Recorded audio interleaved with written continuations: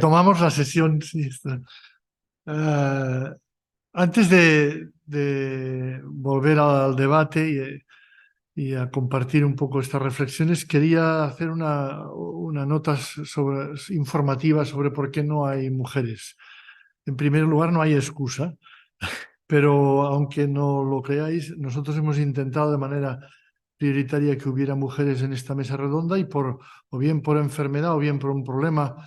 Había una rabina y la rabina desestimó la participación por el conflicto de Israel y Palestina, y otras mujeres que habíamos invitado, una por un motivo, otras por otra, no ha podido ser. Lo hemos intentado insistentemente, pero también hemos constatado que la manera de comportarse en general la mujer ante este tipo de actos es diferente de la de muchos hombres. Los hombres tienen tendencia a aceptar más, tienen más disponibilidad, y la mujer selecciona mejor o más, quizás porque tiene otro tipo de obligaciones, no lo sabemos, pero sí que lo hemos constatado, y a veces hablando con ellas nos decían, sí, sí, pero para mí esto me supone unos condicionamientos que hace que no pueda estar con vosotros. Quiero compartir esto porque tiene un nombre técnico dentro del feminismo, que ahora yo no recuerdo esto, pero sí es la actitud de la mujer en cuanto a la participación en las cosas públicas es distinta de la actitud tradicional del hombre, y esto es una constatación que nosotros hemos rubricado a través de la voluntad decidida de invitar a la presencia de mujeres, pero que no ha podido ser en este caso. Esperemos que en las próximas ediciones sea posible. Y ahora, sin más dilaciones, damos la palabra a Sergio para que siga con el debate. Muy bien, no, están saliendo cosas extremadamente interesantes que abrirían debates específicos sobre cada una de ellas: tecnología, qué es ciencia, etcétera, valores, la cuestión del lenguaje, si es necesario avanzar en esa dirección o hay que hacer lo que Habermas plantea, de que dejar que cada uno se exprese como quiere y simplemente poner actores que respeten ciertos mínimos. Entonces, se están abriendo un montón de cuestiones. Yo creo que lo que pone de manifiesto es que cuando hablamos del diálogo entre tradiciones y todavía más diálogo de tradiciones con la ciencia y con aquellos exponentes de la tecnología en búsqueda de soluciones a los problemas sociales como el cambio climático, en un nivel superficial es muy fácil estar de acuerdo y celebrar en cierta manera esos consensos, y hay que buscar los consensos, no digo que no, pero enseguida que empiezas a escarbar uno ve que hay elementos que fácilmente generarían diferentes concepciones y que muy rara vez se abordan en busca de consensos. Entonces, por eso es que para mí quizá el meollo de la cuestión, y estoy pensando en lo que ha dicho antes Francesc, que el propósito de estas jornadas es nutrir quizá a los espacios de diálogo interconfesional, interconviccional, para que puedan abordar estas cuestiones de la relación no solo entre las tradiciones, sino también con la ciencia y la tecnología en el contexto de búsqueda de soluciones al problema climático, ¿no? Entonces, en ese sentido, yo quería compartir algunas reflexiones sobre la necesidad, no solo sobre la necesidad del diálogo, sino además sobre la metodología, o qué cosas se pueden introducir para que sea posible el diálogo entre tradiciones con la ciencia y con la tecnología, que es algo complejísimo. Yo creo que a ser realista, es difícil, o sea, entre las tradiciones se han buscado metodologías y creo que se ha avanzado mucho, pero para establecer diálogo con la comunidad científica y la comunidad de tecnólogos, con la religión, no todo es posible y no todo vale. Entonces yo, desde hace años, tanto por convicción, digamos, soy Bahá'í, ¿no? Lo ha dicho antes Francés, y en la fe Bahá'í siempre se ha enfatizado mucho la necesidad de aprender a dialogar entre ciencia y religión para buscar soluciones a los problemas sociales. Entonces, por convicción, y por otro lado, porque soy sociólogo y me dedico en cierta manera a hacer diagnósticos sobre los problemas sociales y buscar soluciones, pues veo que es una necesidad urgente, ¿no? Hoy día, por lo que antes he mencionado. Entonces, ahora, ¿qué se puede hacer? Pues yo quería compartir algunos enunciados de que la experiencia muestra que parece que sería necesario, ¿no? Estamos de acuerdo en que la religión sin ciencia deviene en superstición, fanatismo, sobre todo cuando la religión hace interpretaciones literales del texto. Hablo de religión como sistema porque las diferentes denominaciones suelen tener el texto como objeto de estudio, ¿no? Eso sería un principio como claro, ¿no? Religión sin ciencia deviene superstición y fanatismo. Otro sería que la interpretación del texto religioso no debería contradecir los consensos científicos del momento. No digo que haya que estar de acuerdo en todo, pero en cierta manera eso previene también la superstición, el fanatismo. Y por otro lado, la ciencia, cuando está sobre todo inmersa en supuestos materialistas, pues puede usarse también para la destrucción del conocimiento, ¿no? Y tomar también objeto de estudio temas irrelevantes, o justificar perspectivas materialistas, individualistas, que solo enfatizan el conflicto, el interés personal, pero que se esconden bajo un halo de verdad científica. Digamos que esos serían tres elementos necesarios, tener conciencia de ellos para poder establecer un diálogo. Y luego, por otro lado, no todas las concepciones de la ciencia son compatibles con la religión, ni todas las concepciones de la religión son compatibles con la ciencia. Antes yo creo que alguno lo ha mencionado, no recuerdo. Por ejemplo, si se aborda la negación mutua, digamos, si científicos abogan porque la religión no tiene ningún papel en el debate público, pues no hay diálogo. Y al revés, si las personas de las religiones plantean que toda la verdad está en el texto y entonces la ciencia pues es algo marginal, pues no hay diálogo, ¿no? Tampoco hay diálogo si se plantea creo, que la ciencia es para lo objetivo y la religión para lo subjetivo, ¿no? De cierta manera empieza a haber conflictos porque por un lado la religión también plantea que hace enunciados objetivos sobre la realidad. Y tampoco la noción de subsistemas, que tiene dos variantes. Por un lado, que la ciencia piense que la religión es válida hasta que la ciencia dé luz en aquellos ámbitos que antes eran pues oscuros y el mito, la superstición, la religión podría suplir ese vacío, pero tiene otra dimensión que es también hay algunas religiones plantean que todo está en el texto y la ciencia, que tiene un espacio en la vida social, pero lo que hace es descubrir paulatinamente lo que ya el texto sagrado decía. Y por último, tampoco la noción de que la ciencia y la religión son dos sistemas que abordan esferas estrictamente separadas y que no debe haber diálogo siempre y cuando se respeten, pues dificulta el diálogo. Entonces, ¿qué elementos parece que favorecen el diálogo? Uno es como plantear esta idea de que la ciencia y la religión pueden verse como dos sistemas de conocimiento y práctica. Cada una se centra en un ámbito de estudio y práctica, la ciencia sobre todo en el mundo material, pero también en el mundo social, la religión en los principios espirituales y sus implicaciones para la vida social, política, económica, pero ambas hablan de lo social y de la naturaleza humana y en esa esfera de lo social es donde se puede establecer un diálogo. ¿Por qué? Porque existe cierto solapamiento y creo que el ejemplo más claro es el del desarrollo social y económico, como estábamos planteando, y el de la cuestión climática, pero hay otros ámbitos, las transiciones democráticas, la resolución de conflictos violentos, los procesos de paz, pero la ciencia tiene sus criterios de legitimación y la religión tiene sus propios criterios de legitimación. Cada uno tiene su propia comunidad, su propio lenguaje, su propio objeto de estudio, pero en cierta manera pues se reconoce que hay un ámbito social por la búsqueda de las soluciones climáticas o lo que sea donde se puede establecer ese diálogo. Por eso me parece especialmente relevante estas jornadas que abordan la cuestión de la ebullición climática, por poner el nombre, ¿no?, que la ONU está mencionando, porque es uno de esos problemas sociales donde se requiere diálogo, un diálogo que, como he dicho, no es nada sencillo.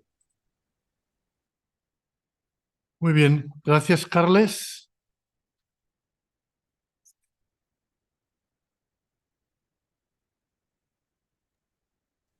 Sí, muchas gracias. Me ha interesado particularmente la aportación que se ha hecho desde la mesa. Perdón, no recuerdo los nombres de todos los participantes.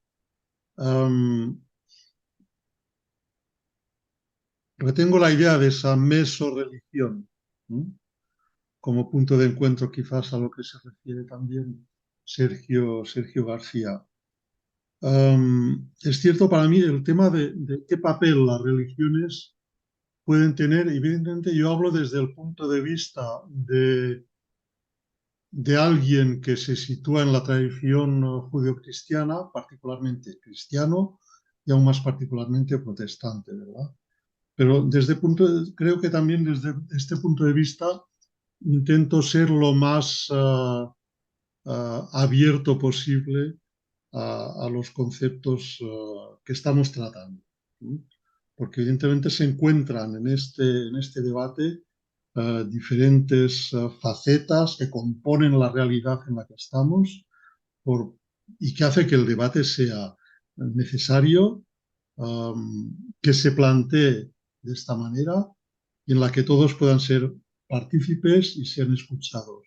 Y por eso también agradezco a UDIR de haberlo organizado. Yo me planteo qué papel, y hace tiempo que me planteo, qué papel pueden desarrollar las religiones en una sociedad, como ya se ha dicho, que parece avanzar y que avanza más bien independientemente de la religión. Yo diría que las religiones, en todo caso en la sociedad occidental, las religiones están aquí con el permiso de la sociedad. No quisiera ser demasiado pesimista desde el punto de vista de la religión, pero creo que es un hecho. Entonces, yo creo que las religiones, ya voy a referirme aquí, porque no conozco tanto las otras, voy a referirme a las religiones occidentales y particularmente a la religión cristiana. Creo que tiene que hacer, si acaso, autocrítica o si no, un autodiagnóstico de tomar acta realmente de dónde están las iglesias cristianas en esta sociedad, qué lugar ocupan realmente, cómo se sitúan ante la sociedad del conocimiento, de qué manera sus postulados teológicos se articulan o no con el ser humano sujeto de conocimiento racional. Porque a veces hay una distancia entre las iglesias, su discurso, su narrativa, sus referencias y el lugar que realmente ocupa el ser humano. ¿Cómo entienden su lugar las religiones, la iglesia? ¿Como diálogo, como confrontación? ¿Como crítica de la sociedad del conocimiento o también contemporizando a veces con ella? Porque a veces también necesitan y es necesario ir a contracorriente. Como bien decía Sergio, no todo es aceptable y las religiones y el pensamiento, no solo la religión, el pensamiento, la filosofía, las ideologías, en cierta medida, hasta cierto punto, no voy a entrar en esos detalles, pero pueden aportar y lanzar gritos de alerta, ¿no? Cuidado que vamos mal. Las religiones creen poder situarse por encima y dictar sentencia o se ponen al mismo nivel que la ciencia, que las tecnologías, que el conocimiento. ¿En qué medida ofrecen las religiones un mensaje, unas prácticas, una espiritualidad que contribuye en pacificar y fortalecer el ánimo del individuo, del ciudadano? ¿O en qué medida adormecen su psique, su capacidad de pensar, de discernir? ¿O en qué medida inhiben su sentido de la responsabilidad? Porque a veces también pasa. Para volver a un viejo adagio, las religiones son opio o vitamina. Permitidme esa imagen tan, tan cotidiana, ¿no? ¿Son opio o son vitamina para esta sociedad? Tienen que estar atentas las religiones al daño que ha hecho y sigue haciendo el excesivo dogmatismo. Poner el dogma como enunciado válido para hoy en día, sin preguntarse cuál es su significado y hacia dónde nos puede o nos quiere llevar el dogma. Ir con cuidado con el moralismo. Una reflexión que creo que es necesaria y cada vez más es entender las religiones como un conjunto de representaciones. de Dios y del hombre. Me he dejado interpelar también por lo que se ha dicho en las religiones que hablan del hombre y de Dios, y no hablan de la tierra, y no hablan de la naturaleza. Yo me referiría al texto del Génesis, en la que precisamente, texto con un lenguaje mitológico, entendámonos, no voy a pretender que es un texto que nos remite a un tiempo real y a unos hechos reales, sino un lenguaje, una representación con un lenguaje mitológico en la que Dios pone al hombre como mayordomo de la tierra, que tiene que tener cuidado y es responsable de esa tierra. Pero, ¿cuáles son las representaciones de Dios y del hombre que transmiten las religiones? En lo que se refiere al cristianismo, el dualismo cuerpo-alma, heredado de la filosofía griega, acentuado por Descartes, con el cartesianismo, el dualismo virtud-pecado, proyectado con el cielo-infierno y alineado de culpabilidad, coerción, manipulación, etc. ¿Es realmente liberador esa representación para el ser humano de hoy en día? ¿Las religiones son liberadoras o son opresoras?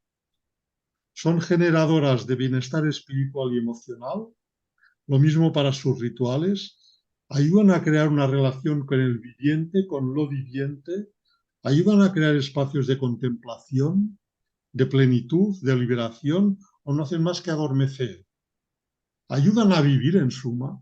Yo siempre vuelvo a esta cuestión. Cuando leo un texto bíblico, cuando oigo un ritual, cuando participo en algún tema de religión, la pregunta final que me hago es: ¿en qué medida lo que oigo, lo que se me propone como práctica religiosa, me ayuda a vivir en el sentido pleno de la palabra, me ayuda a tener en cuenta la realidad en la que estoy y pasar a ser un actor positivamente donde estoy para aportar soluciones a los problemas que aparecen? ¿Ayudan a vivir, ayudan a llevar el peso de lo cotidiano, las religiones, o añaden más peso? Las religiones, ¿a quién sirven? ¿A ellas mismas o al ser humano? En cuanto a la reforma protestante, que es mi tradición, creo que la idea de la libertad y la responsabilidad a la que ya me referí en el otro encuentro me parecen ser idóneas para el tiempo en el que estamos. El todo me está permitido, pero no todo me conviene. Todo es lícito, pero no todo edifica, como dice Pablo en el Nuevo Testamento, la carta a los Corintios. También la idea de la reforma protestante como una reforma continua,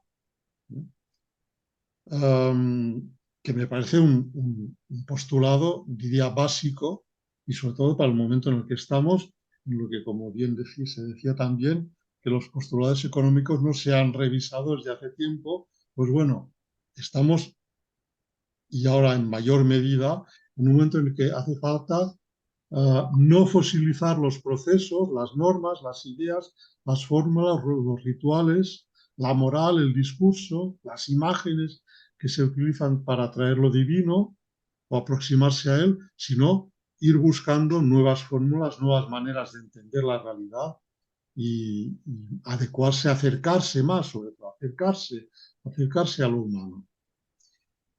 Por lo tanto, revisar conceptos, lenguaje, planteamientos, supuestos teológicos. También es una cuestión que a mí me interpela, y abundando en lo que ya se ha dicho, quizás es necesario, permitidme que lo diga así, que las iglesias, me refiero al cristianismo, o las religiones, en qué medida algunas también, aprendan a secularizarse un poco. Y digo secularizarse en el sentido de volver, como se ha dicho, volver a poner los pies en el suelo y ver la realidad, y ver lo humano, y atender a lo humano, y no solo quedarse en la representación de lo divino.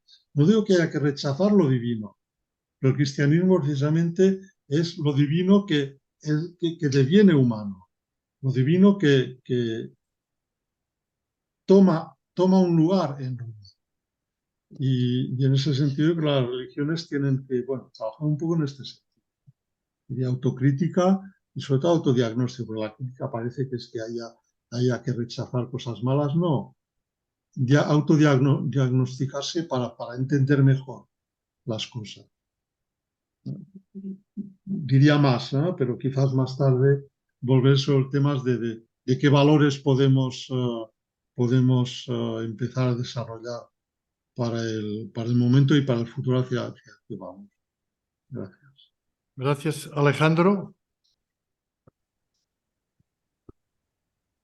Bueno, yo querría comentar algo que, bueno, de lo que ha hablado Ferran antes, que, bueno, hablaba de entender al planeta Tierra, ¿no? Como una Gaia, como un ser viviente y que, bueno, me parece que sus palabras han sido que merece cierta sacralidad, ¿verdad? Y bueno, un poco imagino que haciendo referencia a todas estas, bueno, pues tradiciones ecofilosóficas del decrecimiento que bueno, que por suerte, bueno, por suerte, por desgracia, yo creo que más bien por suerte, están proliferando últimamente en el territorio español, ¿no? Y pienso no sé, en filósofos como Jorge Richman o bueno, incluso me parece que la Universidad Autónoma de Barcelona tiene hasta su propio centro del decrecimiento, ¿no? Que también vehicula un poco sus ideas en torno a esta visión de la ecología. Y sin embargo, tengo ciertos pensamientos contradictorios con esta visión de la ecología y precisamente en este debate sobre la religión creo que puede ser interesante, bueno, pues traerlos y ponerlos sobre la mesa, ¿no? Lo primero porque, bueno, es a la hora de hablar de un diálogo interreligioso, de una manera o de una forma de gallanizar las religiones, creo que es complejo intentar, pues no sé, coordinar pues, no sé, las religiones abrahámicas, por ejemplo, con esta idea gallana con esta visión de la tierra como casi como deidad, ¿no?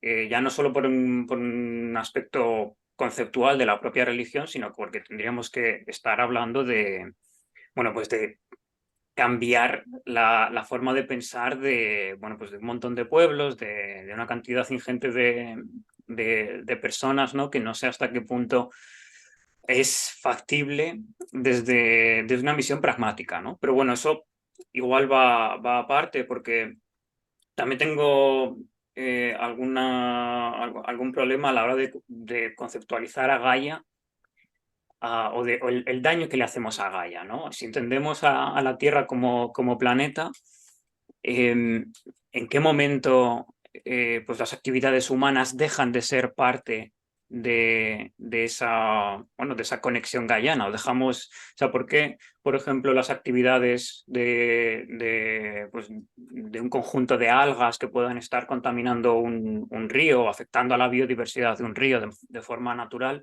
porque eso es, o podemos entenderlo como gaiano y no entendemos como gaiano pues la extracción de petróleo, ¿no? Porque el petróleo sigue siendo, y la extracción del propio petróleo sigue pues siendo parte de una naturalidad, ¿no? No hay nada no natural en el petróleo, en las infraestructuras o en los materiales de construcción de las infraestructuras que hacen que extraigamos petróleo y que luego se queme y que luego contaminen la atmósfera, ¿no? Entonces, en ese sentido, claro, si entendemos Gaia como generadora de vida o como mantenedora de vida, creo que estamos muy lejos de acabar con toda la vida en la Tierra, ¿no? O con la vida, con el concepto de vida en general, ¿no? Y que igual ese no debería ser tampoco el propósito de una ecología, de una visión religioso-ecológica de la naturaleza, ¿no? Todo esto lo digo pese a que la visión del decrecimiento me parece no solo legítima, sino muy necesaria, porque, claro, yo en mi intervención hablaba de que de que no se están desarrollando soluciones reales a esta crisis, ¿no? Y es verdad que desde el decrecimiento y desde esas visiones gaianas sí que están promoviendo algún tipo bueno, pues de forma de convivir con las inercias del planeta que, bueno, van a requerir también muchísimos sacrificios, ¿no? Porque al final, si entendemos que hemos de sanar la tierra porque está dañada, porque es un ente que puede recibir daño, y entendemos que nosotros tenemos que hacer algo para sanarla, pues al final lo que tenemos que hacer es decrecer en industria y decrecer también en esos servicios que nos está dando la industria, que algunos serán bueno, más derivados o más enfocados a una economía de la atención, pero bueno, el desarrollo industrial también nos está dando medicinas, el desarrollo industrial nos está dando, bueno, pues incluso gestiones éticas de la inteligencia artificial, ¿no? Para solucionar problemas ambientales, digo, que igual no podríamos resolver o no podríamos calcular de manera, voy a decir natural, pero no quiero utilizar esa palabra, pero bueno, de una manera más precaria, ¿no? Entonces, bueno, simplemente subrayar que, claro, que el acercamiento gaiano también va a tener muchos problemas, va a desarrollar otro tipo de problemas entre humanos y quizás incluso entre otras especies. Y porque, bueno, al fin y al cabo, pues una de las cosas que ha tenido la industrialización es que nos hemos llevado también especies con nosotros, ¿no? Es decir, las vacas, bueno, toda la ganadería al final ha sido modificada por nosotros y bueno, no sé hasta qué punto pues un decrecimiento implicaría pues que, bueno, pues que todas estas especies con las que hemos transitado el progreso pues tengan que también hacer determinados sacrificios vitales, ¿no? Entendiendo que pues, no se puede mantener el mismo número de vacas que tenemos actualmente en el mundo en una lógica del decrecimiento, ¿no? Y esas vacas pues también son vidas y tenemos que ver cómo gestionamos esas vidas, ¿no? Si queremos también bueno, pues desantropocentrificar. No sé si esto es una palabra válida en el diccionario, pero bueno, nuestra visión del mundo. Entonces, bueno, era simplemente subrayar eso y también preguntarle a Ferran cómo enfrentarse o cómo podríamos enfrentarnos desde el decrecimiento a este tipo de críticas, ¿no? Que me parecen pues también legítimas.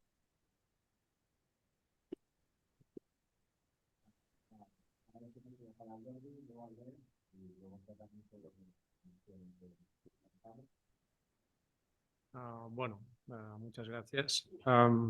Bueno, creo que se han tocado muchos temas muy interesantes todos, entonces y un poquito retomaré algunas cosas que me han llamado la atención y para centrar un poquito mi contribución. Entonces, la primera cuestión es que creo que todos estamos de acuerdo en que la diagnosis es clara, el diagnóstico es claro, es decir, o estamos en una situación crítica, estamos como cuando el Titanic se iba a hundir y por lo tanto hace falta ver qué hacemos, cómo lo hacemos y cuándo lo hacemos, ¿vale? Pero estas tres cuestiones tienen en común algo, que es hacer, ¿vale? Entonces, y creo que aquí hay un aspecto que es interesante, que es también como ha comentado Carlos y como ha comentado también el rabino, que lo que tenemos que hacer es empezar a actuar, ¿vale? Y lo que también ha comentado Óscar, que tenemos que basar esta actuación en un consenso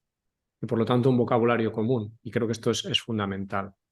Y ahí yo creo que también, y entroncando con lo que ha dicho a Ferran y lo que se acaba de comentar, es que creo que estamos aún inmergidos en el paradigma dual de la ilustración. ¿En qué sentido? Estamos hablando racionalmente, pero realmente, como personas, no nos movemos por la racionalidad. Nos movemos por la emoción y por el sentimiento. Y esto los publicistas lo saben perfectamente. Los políticos lo conocen al dedillo. Y esto precisamente es lo que entronca con la acción y con lo que precisamente la espiritualidad, la religión y los movimientos de todo tipo que van a una sacralidad, a aquello que nos une por encima de lo que pensemos racionalmente, puede aportar. Entonces, yo creo que a través de lo que buscamos es un vocabulario común para montar un relato que sea un relato además emocional y práctico. ¿De acuerdo? Y entonces ahí yo tengo influencia del budismo como religión y como también diría filosofía oriental, y precisamente desde el punto de vista oriental no hay esta separación entre racionalidad y emoción. No existe. Es decir, el pensamiento es solo una parte más de una actividad mental. Y esta actividad mental es muy difícil de separar la parte más racional o lógica de la parte emocional. Y por lo tanto, yo creo que ahí hay un punto también. Es decir, cuando estemos hablando, por ejemplo, de bienestar, cuando hablamos de la sociedad del bienestar, esto es marketing puro del sistema socioeconómico imperante, llamémosle, yo diría capitalista, pero yo diría incluso materialista, porque incluso los mismos sistemas comunistas, por oposición al capitalismo, o incluso los sistemas que se basan en el anticapitalismo, sin ser comunismo, tienen un núcleo que es el materialismo. Y ahí creo que hay una cuestión importante a tratar. Ese materialismo quiere decir cosificación, y esa cosificación nos lleva a ciertos estados emocionales que no atendemos. Entonces, desde ese punto de vista, creo que hace falta un debate interreligioso y espiritual de cómo tratamos esta espiritualidad en lo que nos afecta a las emociones y a los sentimientos. Porque al final, si vemos qué pasa con las guerras, se mueve el odio, y esto se ha comentado, se ha globalizado el odio. Esto es una emoción, y es un odio que después se racionaliza para aumentarlo. ¿De acuerdo? Pero el odio de qué viene, de una insatisfacción que el propio sistema que hemos montado trata de magnificar. Entonces, y ahí vuelvo a un punto interesante. Primero es el bienestar.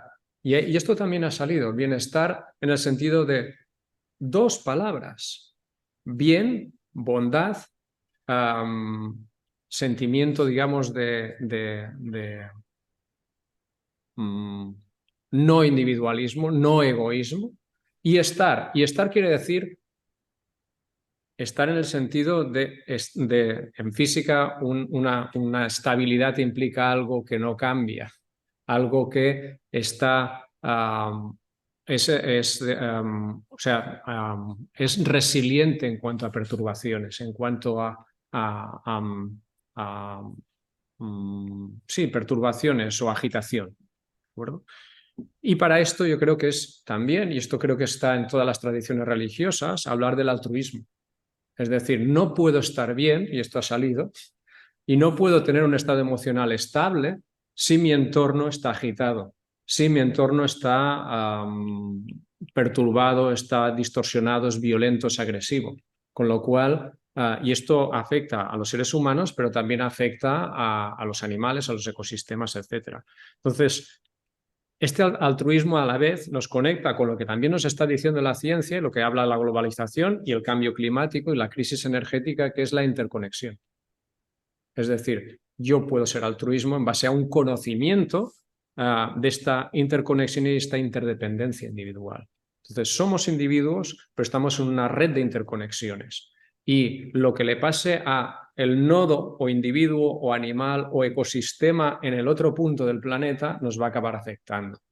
Entonces, lo que propondría es un conocimiento y una diagnosis de lo que pasa y una trazabilidad basada en el método científico, que es autocrítico, para poder seguir avanzando, pero una acción colectiva basada en unos principios universales, basados en una emocionalidad colectiva e individual, que nos permitan afrontar el día a día. Porque al final, la ciencia y los últimos informes del IPCC están apuntando, no en las partes de resúmenes, pero sí en el texto, en el decrecimiento. Pero decrecimiento basado ¿en qué? En que tenemos un sobreconsumo en el norte global. Entonces, este sobreconsumo viene de una insatisfacción emocional que no sabemos tratar desde un punto de vista puramente lógico y racional.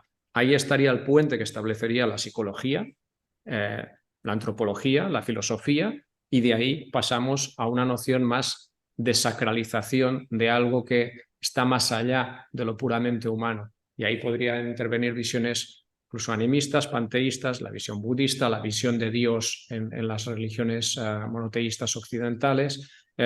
Yo creo que ahí todo eso cabe, pero desde este punto de vista puramente de vamos a ser prácticos. Si somos prácticos, ahí podremos avanzar y ligaremos esa parte más teórica con la parte más práctica. Bueno, gracias. Muy interesante. Albert, tienes tú la palabra, y luego Ferran, y luego... Sí, la verdad es que ahora mismo estoy aún como intentando digerir y reflexionar sobre todas las cosas que se han dicho y incluso hay algunas cuestiones realmente densas. Más que hacer una réplica a algunas de las cuestiones que en realidad me parecen más que interesantes y estoy más que de acuerdo con abordarlo de las formas que se plantean, quizás plantearé un elemento de discusión que a priori de una forma explícita no ha salido y es en cierta medida importante desde el punto de vista religioso, o como mínimo cómo se plantea desde el punto de vista entre la religión y los tecnólogos, especialmente los tecnólogos de algunas grandes compañías tecnológicas.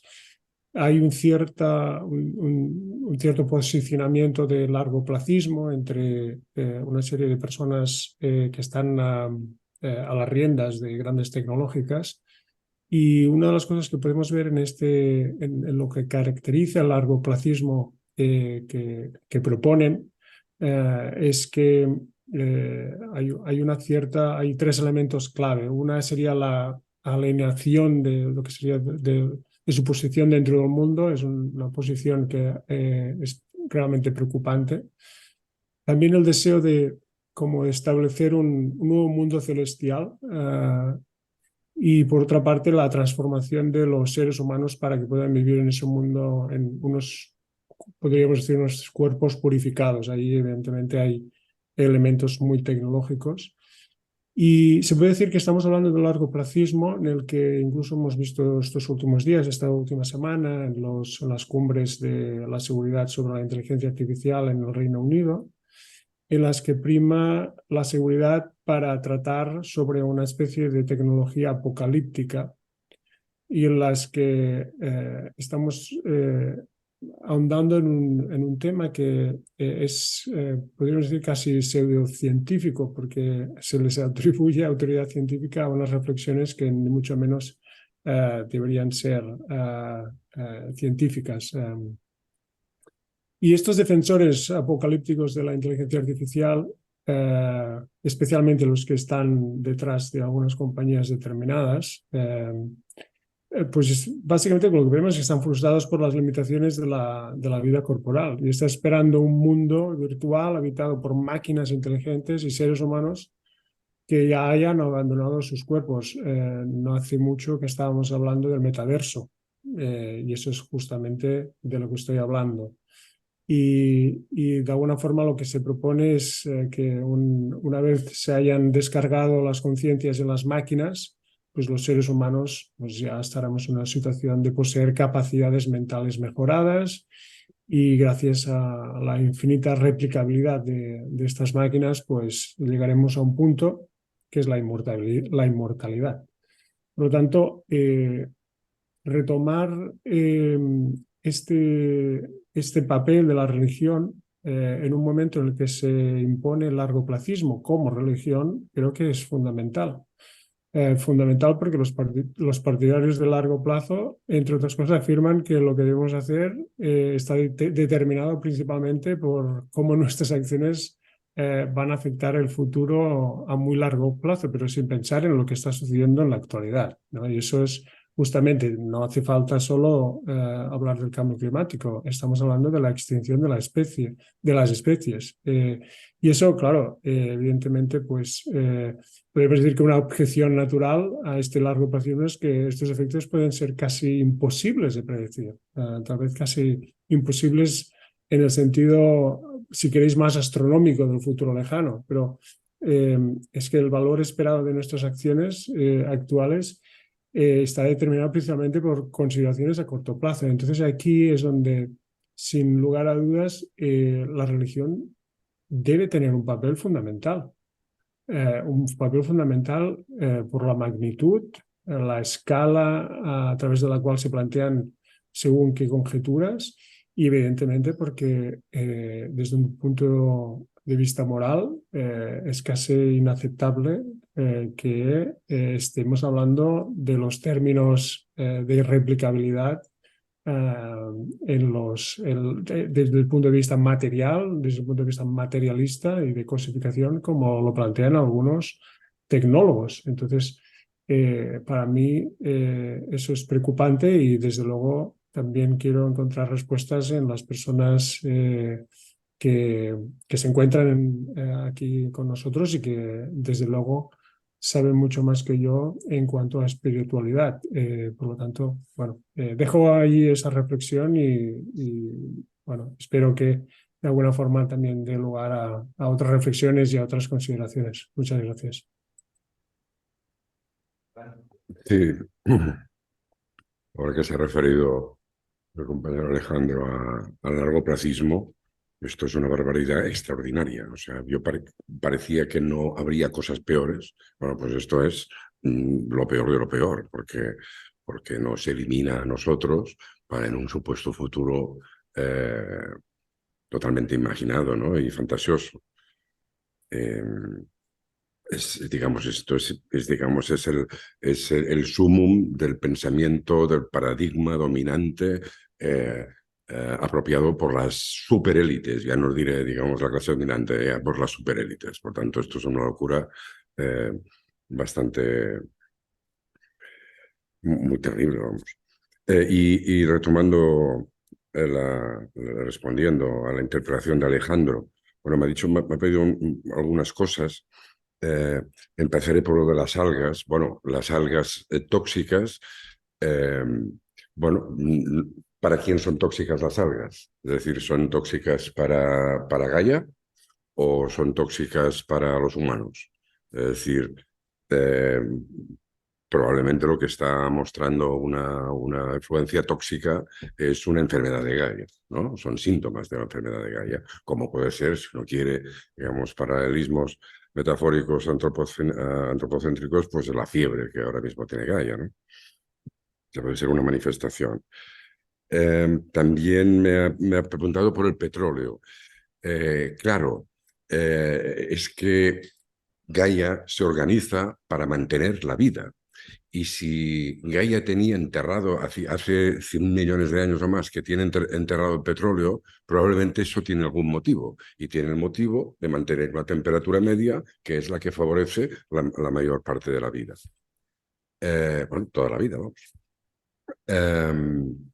Y claro, esa es una reflexión que es, digamos, que en el paradigma científico actual pues claro, la teoría Gaia está meramente planteada, eso necesita de un desarrollo, pero digamos que no tiene respuesta. Lo que sí yo observo es que las 5 extinciones masivas anteriores, recuerdo que se está hablando no se está hablando, se lleva muchos años hablando de sexta extinción masiva. Las 5 anteriores han sido por elementos básicamente externos y superficiales. Es decir, ahora esta sexta extinción, aparte, digamos, de nuestra agresión al resto de la vida, tiene lugar por el hecho de que hemos extraído un petróleo que estaba guardado, que, digamos, si hablamos de términos gaianos, pues tendrá un motivo para haber sido guardado, como será mantener la temperatura media de la Tierra. Claro, entonces, cuando hablaba Jordi de la acción, ¿no? O sea, ¿qué hacemos? Y también Alejandro se refería al pragmatismo. Bueno, yo creo que el decrecimiento básicamente es intentar gestionar el colapso, ¿eh? O sea, intentar gestionar el overshoot, ¿no? La extralimitación, ¿no? Pero si uno, tomando por lo menos una de las variables, ¿cuál es la concentración de dióxido de carbono en la atmósfera? Bueno, pues resulta que sin tecnologías mágicas como enterrar la mitad del carbono atmosférico bajo tierra a partir de 2050, que no va a ocurrir, que es tecnológicamente imposible, es una manera, digamos, de conseguir subvenciones e ir tirando para adelante. Sin considerar esto, que es lo que considera el IPCC y los acuerdos de París y tal, y entonces, digamos, se dice que hay que reducir a la mitad las emisiones en el 2030. Bueno, si eso no existe, no contamos, digamos, con tecnologías mágicas, la reducción tiene que ser cero, pero cero mañana. Cero. Claro, no va a ocurrir, porque las emisiones cero, eso comporta una mortandad tremenda, o sea, no va a ocurrir, ¿no? Por tanto, intentar gestionar el colapso, bueno, pues quizá mejor esto que nada. Pero a veces también tengo dudas sobre eso, si mejor esto que nada. ¿No sería mejor, digamos, el esfuerzo, la energía incluso, tanto espiritual como física, que dedicamos a todo esto, hacerlo en algo con un contorno del sistema más ampliado y que podamos, digamos, que sea más verosímil, ¿no? Entonces, ¿cuál es la acción a mi entender? La acción es básicamente garantizarse la supervivencia. ¿Y cómo se garantiza la supervivencia? Pues básicamente con la alimentación. Y por tanto, yo creo que es preciso además generar una teoría de comunidades autosuficientes que permitan una autosuficiencia en alimentación y en energía, desconectadas del mercado, lo más posible, y que si son solo de supervivencia no va a funcionar, pero necesitan, digamos, una espiritualidad. Y entonces pienso que esta espiritualidad gaiana puede servir, digamos, de nexo común, ¿no? Bueno, este es el pragmatismo que yo puedo aportar. También decir que comunidades de este tipo las hay a decenas de miles. Y tal vez a centenares de miles. Es decir, que yo he estado en algunas. Y una de las cosas que uno ve allí es que la forma de vivir hace que se necesiten muchos menos medicamentos. Es decir, muchos de los medicamentos que tenemos ahora son por enfermedades causadas por la modernidad y por el industrialismo, ¿no?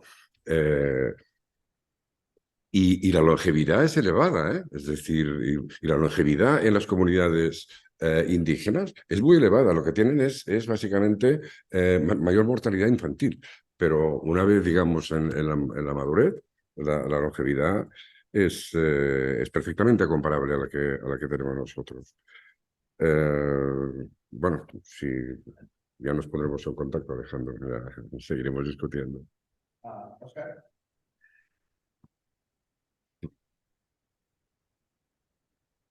Vale, perfecto. Yo simplemente quería continuar con algo que había dicho también Jordi, relacionado con la emotividad, ¿no? De alguna manera, repensar el dualismo que nos sigue atravesando, la res extensa y la res cogita, ¿no? De alguna manera seguimos imposibilitados de salir de ahí porque estamos en una cultura determinada. Y nosotros también hablamos desde un sitio. Hoy hablábamos de la ausencia de mujeres, pero también deberíamos pensar la ausencia de personas de otra extracción cultural, que tengan incluso otro lenguaje, ¿no? Y la importancia, por lo tanto, de repensar los vínculos que nos permiten comunicarnos y movernos juntos, ¿no? Hablábamos de eso. Yo simplemente pensé en varias cosas. Pensé primero en algo con lo que vine ya incluso antes a esta sesión, la construcción de historias, ¿no? Incluso Jordi también mencionó en algún momento la construcción de un relato. Y por eso había mencionado cuando participé al inicio de las artes, ¿no? Y el lugar que tiene las artes visuales, la literatura, las artes plásticas, la música, en movilizarnos, en conectarnos con las emociones, y de alguna manera también la larga historia de participación en estas artes de las tradiciones de sabiduría. ¿no? Siempre tendemos nuevamente, porque estamos en un lugar y desde una perspectiva, a sistematizar, a tratar de encontrar los enunciados que de alguna manera nos permitirían relacionarnos con la cosa misma, y nos olvidamos justamente de todo ese otro bagaje que traemos desde las convicciones religiosas y no religiosas. También incluso en alguna manera, hoy me daba Francés el calendario interreligioso que edita Audib, y recordaba también alguno dedicado a tradiciones seculares, el fútbol. Estamos en Barcelona al fin y al cabo, ¿no? Y la capacidad que tiene de movilizar. Y sin embargo, al mismo tiempo, la capacidad que tiene el mercado de hacer uso de eso. Y nuevamente, todo eso que nos mueve, movilizar en otra dirección. Entonces las preguntas siguen siendo, bueno, ¿qué clase de historias necesitamos construir que nos muevan en esta dirección? ¿Y cómo hacer para construirla juntos? ¿De qué manera podemos repensar otra vez el arte para construir algo que nos mueva más allá de esa dicotomía o de ese dualismo y nos permita movernos juntos? Y eso lo tengo más como una pregunta, no tengo muy claro qué formas nos permitirían hacer esto. Tal vez justamente una narrativa que nos permita conectar, bueno, el gaianismo que hablábamos antes, tal vez, pero ¿cuál sería entonces en ese contexto el arte que lo acompañaría? ¿De qué manera podríamos conectar las emociones y movernos otra vez a actuar? Y tal vez por ahí en las próximas dinámicas necesitamos invitar gente de marketing, ¿no? para que nos ayuden a pensar de qué manera nos podemos mover juntos. Alejandro también ha levantado la mano, luego tiene el turno Carlas. Bueno, gracias Ferran por tan amablemente contestar a lo que te pedía. Sin duda, luego, bueno, podemos ponernos en contacto. Y es que me ha parecido muy interesante lo que comentabas, y también un poco a raíz también de la reflexión de Albert del largoplacismo, ¿no? Porque veo que tanto el largoplacismo es una religión casi de ricos, ¿no? O sea, nosotros no podemos ni planteárnosla, porque yo creo que sabemos que en caso de que eso se quiera llegar a plantear de una manera seria, ninguno de los que está presente en esta sala, ni como público, ni como asistente, ni como conferenciante, estaríamos incluidos en esa supuesta inmortalidad, que ya de por sí tiene problemas incluso conceptuales, ¿no? En el sentido de que si estamos pensando que se va a descargar nuestra mente a una máquina, no sé yo hasta qué punto seguiríamos siendo nosotros, ¿no? Sería igual, en el mejor de los casos, conceptualmente, una copia de nosotros que viviría en una especie de mundo fantasioso cibernético, pero que en cualquier caso no seríamos nosotros per se, ¿no? Pero bueno, al margen de eso, que yo creo que es más bien una estrategia del marketing tecno-optimista para seguir replicándose, también me parece muy interesante que luego todas estas comunidades decrecentistas gayanas también se encuentren en espacios muy reducidos, ¿no? Que no hayamos conseguido unas metodologías para hacer que esta visión de nuestra relación con la Tierra, pues no vaya más allá de pequeños centros autogestionados, y que no hayamos sido capaces, o que no estemos siendo capaces, de poder gestionar este decrecimiento de una manera práctica en el contexto geopolítico que tenemos actualmente, ¿no?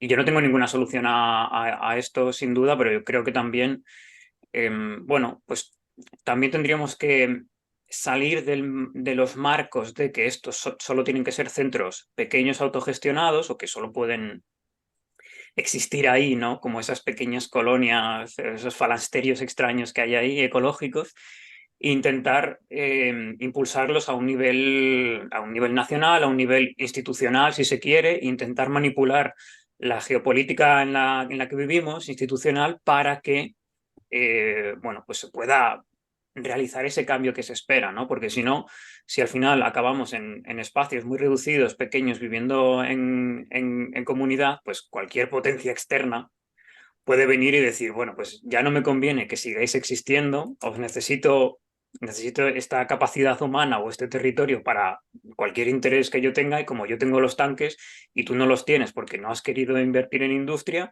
pues te vas a quedar sin tu espacio decrecentista, ¿no?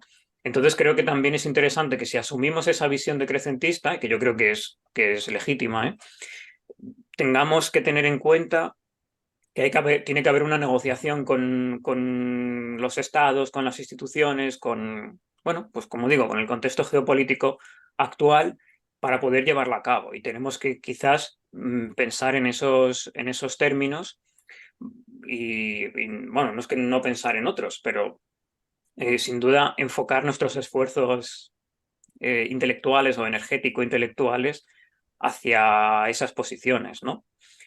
Y bueno, era simplemente como comentario, ¿no? Porque, bueno, al fin y al cabo, pues, de nuevo, creo que acertamos en que todos tenemos un diagnóstico claro de la situación, pero no estamos consiguiendo crear esas estrategias que al final, pues, son las que o bien nos van a salvar o bien nos van a hacer sobrevivir a la hecatombe climática, que no tiene por qué ser humana tampoco, pero bueno, que sin duda va a presentar desafíos y problemas existenciales para muchísimas comunidades.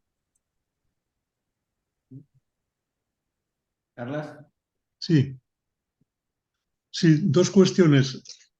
En cuanto al gaianismo, ¿no? El tema de Gaia, la Tierra, por lo que entiendo,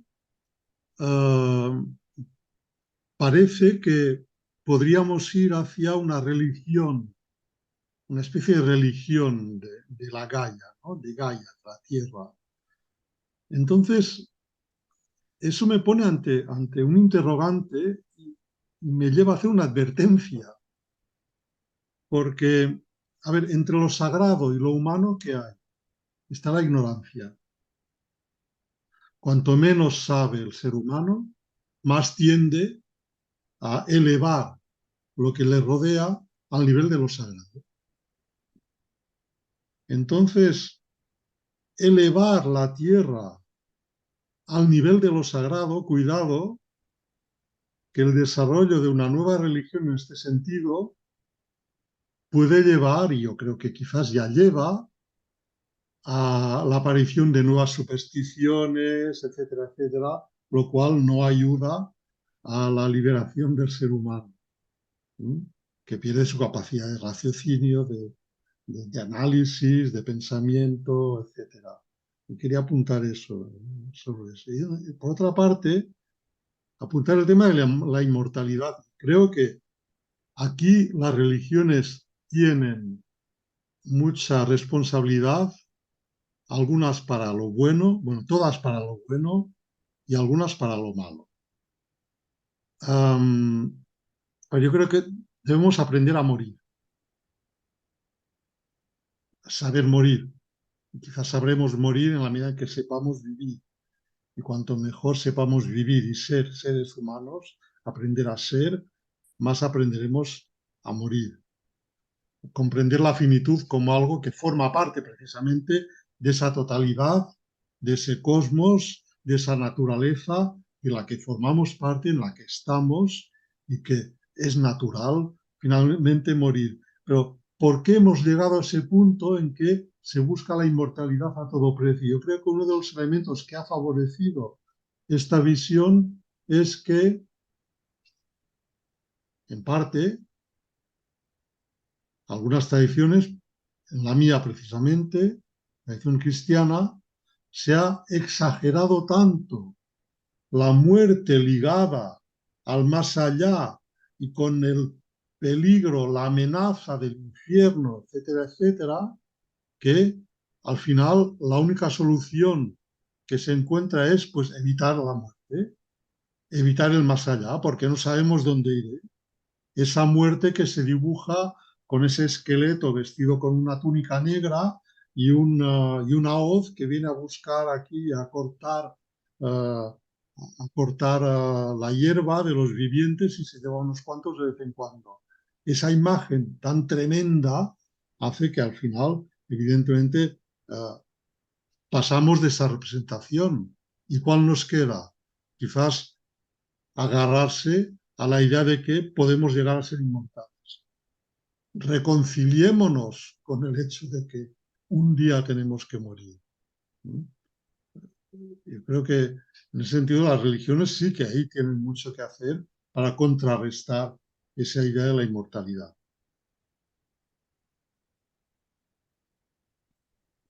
Carla ha sacado la intervención, nadie tiene la mano alzada. Si alguien quiere rebatir, comentar, ¿no? Sí, bueno, y aquí tomar la palabra a Óscar. Creo que el arte es precisamente un puente que nos puede servir para hacer ese salto, ¿no? Si lo miramos desde ese punto siempre dualista entre lo que sería el método científico, la parte más crítica, la parte, digamos, de siempre autorrevisar hipótesis y contrastarlas con datos, etcétera, que parece que sea más frío. Yo como científico tengo que decir que hay una parte muy creativa y muy intuitiva, entonces, pero la noción más básica desde fuera es precisamente esa parte más racional, más lógica, y una parte más movida, como se ha hablado de sacralizar, sea a través de algo como la tierra, o sea realmente con las tradiciones existentes ya actualmente, que serían pues eso, las grandes religiones, los movimientos místicos y espirituales. Entonces, ahí en el arte, y por ejemplo, voy a sacar también un ejemplo que has dado de la película Interstellar. Tengo una interpretación ligeramente diferente. Tengo una interpretación realmente que es como el viaje de la humanidad hacia un punto de vista más metafísico espiritual, porque realmente ahí se juega con el tiempo, adelante y atrás, una civilización que se autosalva, ¿no? Y no se sabe bien por qué ni a qué, ¿no? Entonces, y eso apela a valores universales también, porque el ser humano, después de toda la destrucción, llega a un punto de sofisticación que puede volver atrás y autosalvarse, ¿no? Entonces, eso también está dentro de los paradigmas de las religiones monoteístas, evidentemente, pero también está desde el punto de vista de cualquier movimiento religioso oriental, en el sentido de la noción de karma, la noción de superar y trascender mediante digamos, la búsqueda y el trabajo interno, ¿no? Y espiritual. Entonces, creo que la película también tiene esa parte, digamos, que conecta esa parte muy científica, astrofísica, cambio climático, efecto de colapso, con otra parte más trascendente, ¿no? Y entonces yo creo que ahí también, y se ha montado como un poquito, detecto un debate entre teoría gaia, religión gaiana versus religiones o tradiciones más históricas, por decirlo así. Y yo creo que hay un punto, y esto entró un poquito con lo que se acaba de comentar, ¿no? El sentido de trascendencia. Es decir, tanto la parte esta que yo le llamo de esta de infinitud o inmortalidad tecnológica, que a mí me gusta llamarlo nazismo 2.0, ¿no? Porque al final significa eso, ¿no? Y la parte, digamos, de superar una fase de la vida, que es la muerte, y aceptarla. Yo creo que ahí está el punto de la trascendencia. ¿Cómo afrontamos la trascendencia a nivel individual y colectivo? Y eso, cada tradición embebida en su lenguaje cultural, porque no olvidemos también que, ya no acuerdo quién lo ha comentado, pero me ha parecido una frase muy interesante, que es: las religiones son un conjunto de interpretaciones. Y ahí vuelvo a lo que también comentaba Óscar, estar en un paradigma cultural. Entonces, necesitamos a todos los misticismos, todas las tradiciones espirituales y todas las religiones, porque estamos ante un hundimiento de un colapso de una civilización. Y entonces ese decrecimiento tiene que ir apoyado por una visión, llamémoslo espiritual, esa otra dimensión sacra, trascendente, lo que queramos, como queramos llamarla. Y ahí otra vez tenemos que ponernos de acuerdo qué quiere decir esa sacralidad.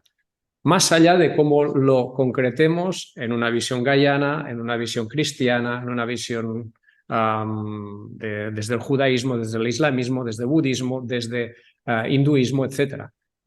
Cómo eso tiene esa, por decirlo, esa base común, esa trascendencia transversal que nos permite hacer frente a los grandes miedos, porque al final estamos hablando de los grandes miedos que tenemos como humanos. El colapso no es nada más que una muerte a nivel colectivo, de una cultura, de un paradigma. Y el colapso que estamos afrontando ahora significa empezar a aceptar que nuestro paradigma se está muriendo. Entonces, desde ese punto de vista, ¿cómo aportan nuestras creencias o nuestra visión espiritual herramientas para que lo podamos afrontar desde una perspectiva humana?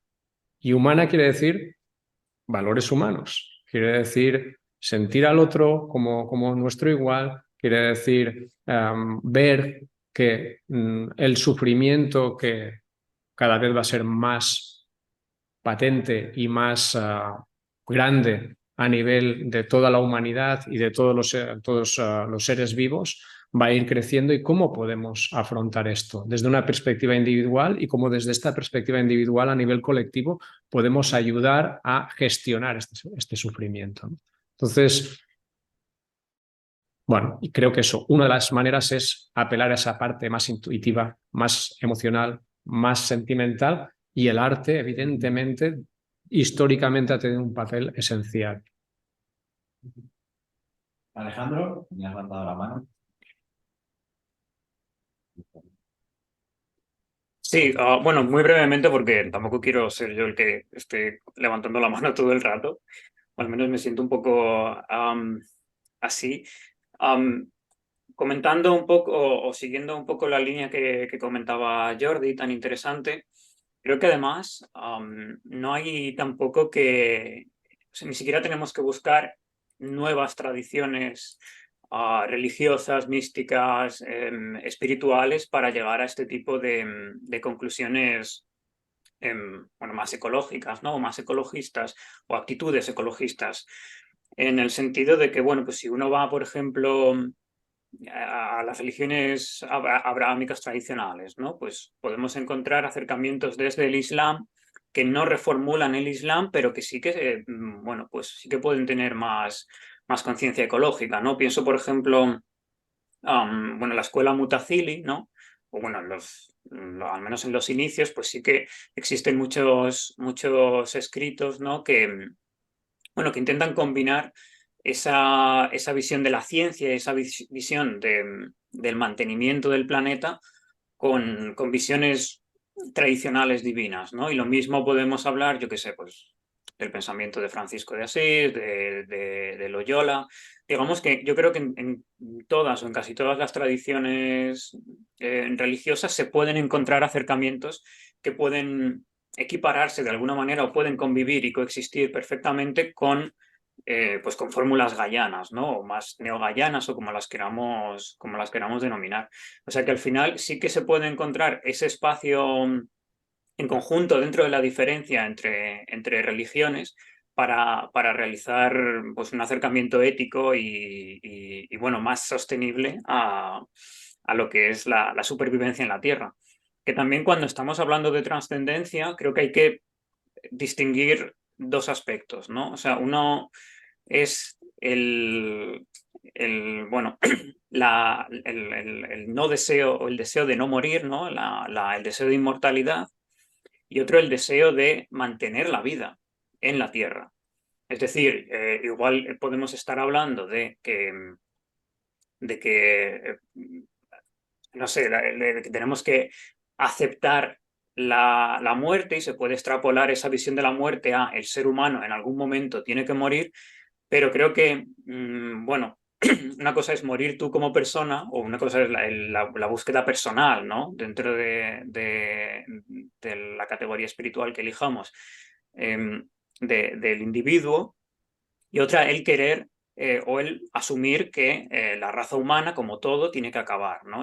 Porque yo creo que ese tipo de ideologías también, o ese tipo de acercamientos a la muerte, pueden conllevar en una aceptación de las condiciones actuales, ¿no? Porque dices, bueno, pues si todos tenemos que morir en algún momento y la raza humana, por extrapolación, tiene que morir en algún momento, pues bueno, pues podemos seguir con las actitudes que tenemos ahora, ¿no? Con algunas de las actitudes que tenemos ahora ecológicas, porque eventualmente, bueno, pues como la raza humana tiene que morir y todo muere, pues bueno, pues hay que asumirlo, ¿no? Y me parece una visión muy derrotista y por eso creo que hay que distinguir entre, o al menos matizar siempre que hablamos de trascendencia, que nos referimos a una visión más personal y más únicamente humana y no a una visión tanto en marcos de especie, ¿no? Porque si no, pues al final podemos acabar dando carta blanca a ciertas lógicas bueno, que van a ser absolutamente tóxicas, ¿no? Para nosotros como especie. Le damos la palabra a Ferran y luego para contestar algunas de las cosas que se han planteado en el chat. Sí, muy brevemente. Solamente para insistir que lo del gaianismo no lo planteo como una religión, sino como un elemento común, en el que creo que se pueden reconocer todas o casi todas las tradiciones. Y por otra parte, la cuestión de lo sagrado. Bueno, yo debo reconocer que no he profundizado mucho en el tema. Voy arrastrando un libro que se llama El concepto de Sagrat, de Rudolf Otto, de primeros del siglo XX, pero está ahí en la pila de libros pendientes. Pero en todo caso, no se trataría de una sacralidad a la que adorar. Se trataría de algo que merece un respeto supremo, ¿no? Es decir, entonces el concepto de sagrado lo pongo en letra minúscula. No pretendo, digamos, abarcar más que eso. Pero también la ideología dominante nos lleva a que todo es posible y a que tal. Entonces hay cosas que no. Y, digamos, a esas cosas las diríamos, a esas cosas a respetar, las calificaríamos como sagradas en letra minúscula. Simplemente. Perfecto. Ha habido varias preguntas en el chat. Mirándolas, pienso que algunas de ellas ya se han contestado, como qué aportes puede hacer la espiritualidad al mundo de la tecnología o al mundo de la revolución digital. Pero María Ángels ha hecho un concepto que recoge un poco esta idea que estáis hablando ahora de la ecología, del gaianismo, etcétera, que dice que si no sería el concepto de ecosofía el que tendría que ser el verdadero paso más allá del de ecología, y que nos llevaría a una auténtica solución del problema medioambiental y del colapso final, y que nos llevaría a aceptar el sacrificio del mundo global. O sea, este concepto de ecosofía como la conglomeración de todo lo que habéis estado comentando. Entonces podéis contestar, si no, Carlos también tiene la mano levantada, así que ya, si alguien tiene algo que decir. Sí. Después de Ferran, le damos la voz a Carlos. Sí, bueno, es que estamos hablando de ecosofía, en realidad. Es decir, la palabra ecosofía la pusieron en circulación dos personas, creo que simultáneamente, sin conocerse entre sí. Uno era Arne Naes, que era el de la ecología profunda, y el otro fue Raymond Panikkar. Y creo que en fin, que empezaron a teorizar sobre esto. Y precisamente tenía aquí anotado que Panikkar habla en su libro titulado Ecosofía, a la Tierra como fundamento primordial. Tal vez es un poco exagerada la palabra fundamento primordial, ¿no? Pero lo digo en el sentido también de que el aspecto de la Tierra como elemento común, pues lleva bastante tiempo ya sobre la mesa y necesita más desarrollo. Carlos, ¿tienes la mano levantada? Sí, bueno, para el tema de lo sagrado, ¿no? Me he acordado, y de hecho Ferran ha hecho referencia a él, ¿no? A Rudolf Otto, que de hecho él hace un estudio comparativo de las religiones en cuanto a lo sagrado, y él desarrolla, hablamos de 1869, cuando nace Rudolf Otto, él desarrolla el concepto del mysterium tremendum, lo sagrado como aquello, pues antes decía, entre lo sagrado y lo humano está la ignorancia, aquello ante lo cual el ser humano siente tiene un sentimiento de temor, ¿no? Algo tremendo, dado el hecho de que no sabe cómo conocer, saber todo lo que le supera, produce en el ser humano un sentimiento de temor. Precisamente el conocimiento ¿a qué nos ha llevado?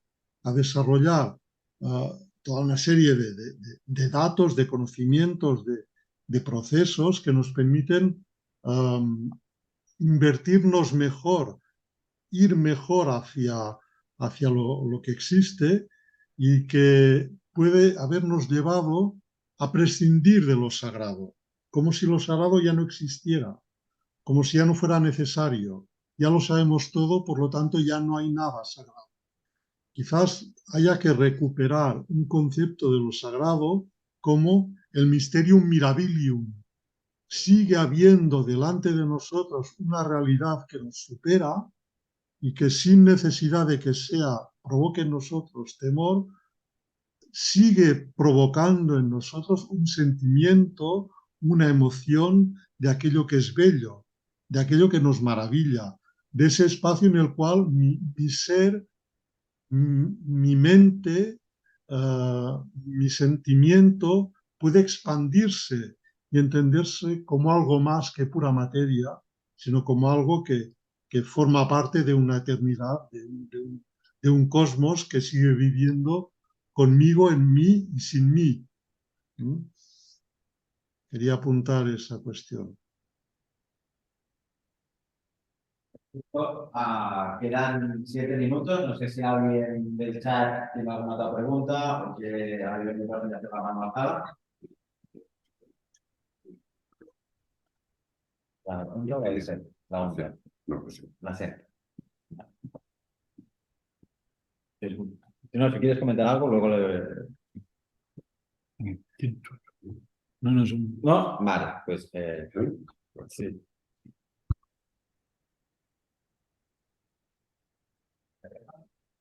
No tiene nada, no, verse la 11. No, tiene. Aquí. ¿La pots amplificar? Cuando la comparta, se verá que... Bueno, di que va a compartir una diapositiva y para... Sí. Bueno, he traído esta diapositiva. Vamos a ver, pero tendría que estar en modo presentación. Porque si no, no se ve. Es una animación esto. ¿Entiendes? Es un GIF animado, me parece. Entonces, bueno, esto es Gaia, ¿no? No se mueve. No, porque... Mira, vete a presentación con... Sí, es que entonces no la van a poder ver la gente que está en pantalla. Ah, no lo podrán ver. Pantalla. Ah. No tenía que compartir. A ver. Bueno, esto es una imagen de la Tierra con las corrientes oceánicas y distintos elementos. De hecho, es una imagen de la Tierra pensada para mostrar los elementos que están en peligro, ¿no? Pero, en todo caso, digamos que es muy visual en el sentido de tener un sistema pulsante, ¿verdad? Como se observa en el hemisferio norte.